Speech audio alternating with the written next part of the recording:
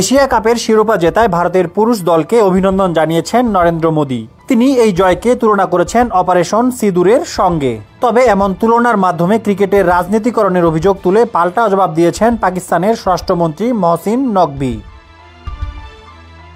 মহসিন নকভি একই সঙ্গে Asian cricket কাউন্সিলের প্রধান ও পাকিস্তানের ক্রিকেট বোর্ডের চেয়ারম্যান। গত মে মাসে কাশ্মীরের হামলার জেরে পাকিস্তানের চালানো ভারতের অভিযানের নাম ছিল অপারেশন সিঁদুর। রোববার রাতে ভারতের জয়ের পর দেশটির প্রধানমন্ত্রী নরেন্দ্র মোদী এক্সে লিখেন, খেলার মাঠেও অপারেশন সিঁদুর, ফলাফল একই রকম, ভারতের বিজয়।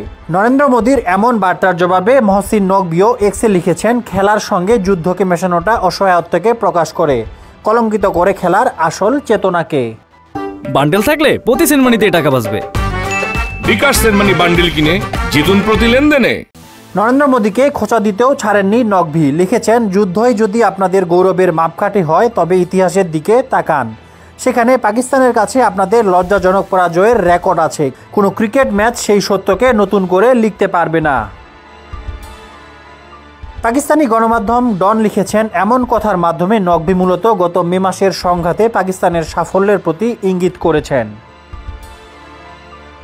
আসর শেষে দুই দেশের রাজনীতিবিদরা ক্রিকেটের সঙ্গে যুদ্ধের প্রসঙ্গ আনলেও খেলার মাঠেও মূলত এর শুরুটা করেছিলেন ক্রিকেটাররাই। সপ্তাহ খানেক আগে এশিয়া কাপের ম্যাচে অর্ধশতক হাঁকানোর পর ব্যাট তাক করে উদযাপন করেন পাকিস্তানি ওপেনার সাহিবজাদা ফারহান। পরে ভারতীয় গণমাধ্যমগুলোতেও এই উদযাপনকে তুলনা করা হয় AK-47 অস্ত্র দেখানোর সঙ্গে।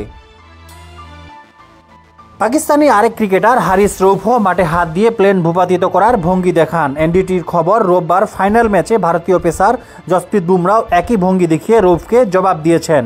এছাড়া গ্রুপ পর্বের ম্যাচে হাত না মেলানো নিয়েও ভারতীয় ক্রিকেটাররা বিতর্ক উস্কে দিয়েছিলেন, যে উত্তেজনা ফাইনাল ম্যাচেও দেখা গেছে।